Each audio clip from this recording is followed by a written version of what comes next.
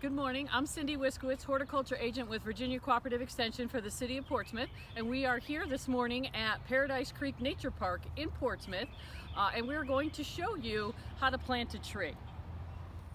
And I'm Mike Andrzejczyk, horticulture agent for the City of Chesapeake, and we're going to help Cindy plant this tree. So we are here at Paradise Creek Nature Park in Portsmouth to demonstrate how to plant a tree. This month we're celebrating Arbor Day, and we're encouraging everybody to plant a tree. Planting a tree with your family is a great activity that gets you outside and helps improve the environment.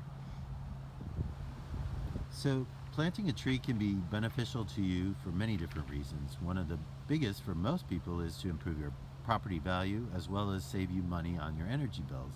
By planting the tree in the right place, you can shade your house to reduce costs in the summertime from air conditioning, and then if you have a deciduous tree in the wintertime, it loses its leaves and allows more sunlight to keep your home warmer during the day as well.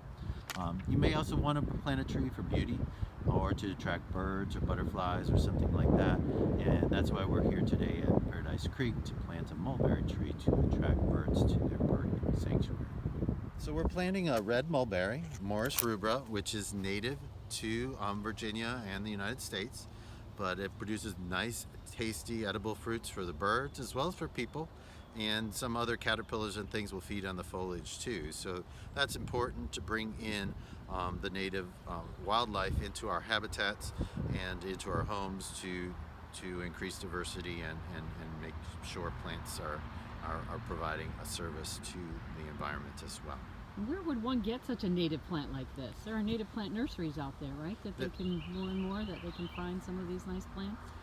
Yeah, there's plenty of native plant nurseries. The Department of Forestry actually does provide a list of trees, seedlings that you can get through the mail in the springtime, and they're all geared towards animal or wildlife interactions. So some are for birds, some are for grouse, some are for deer and whatnot. So you can get some good values that How way. big is this going to get?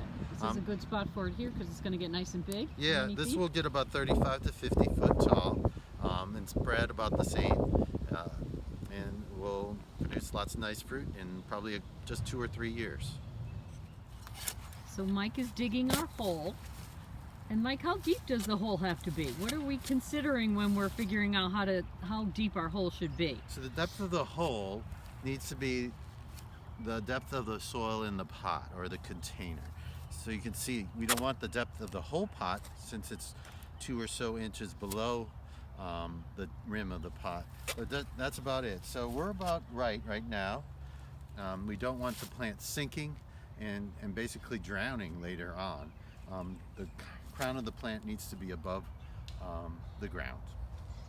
All right, well, let's talk about our soil in there. It looks like it's fairly well drained. How are we sure and determine that we have a good spot for our hole and the soil is okay?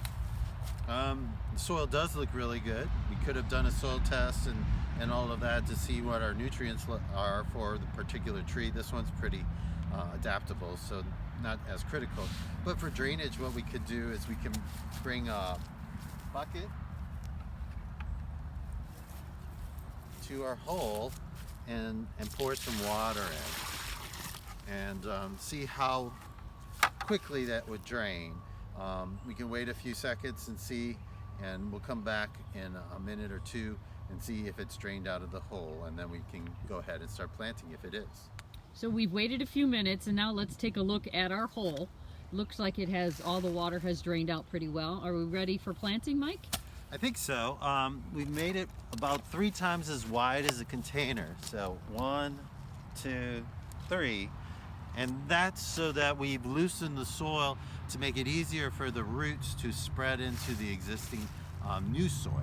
And so what we've done is we've loosened it all up, and then when we get it out of the pot, it'll grow into the existing soil much easier and much quicker. Now, we don't have to add anything to this hole, right? When we're putting this in there, as far as any amendments or compost or anything like that?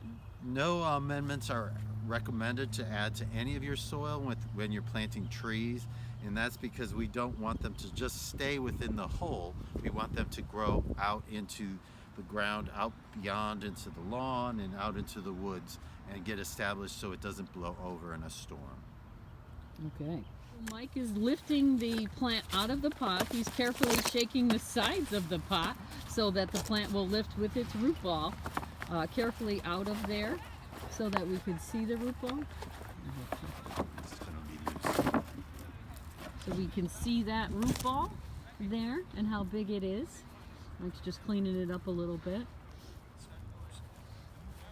So he's loosening up the soil ball a little bit. Sometimes if the plants are in containers for a long time, then they have a tendency for their roots to wrap around, and that's not good for the plant once it gets started. So he's loosening that up to make sure we have no wraparound roots, that everything is nice and loose, and then he's going to get it ready for the hole.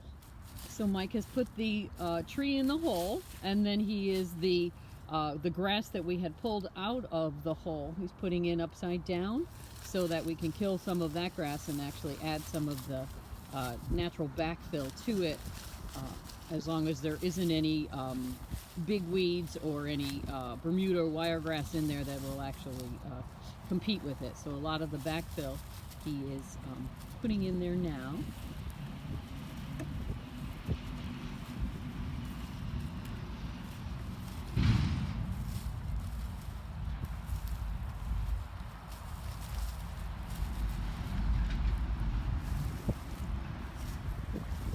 Do we need to adjust the height of that at all, or does it look like it's enough in the hole there? We want to make sure that this is at ground level and we're still good. With the root ball, Right. okay. We want to make sure it's kind of straight up Straight. and down. We can step it down a little bit, make sure.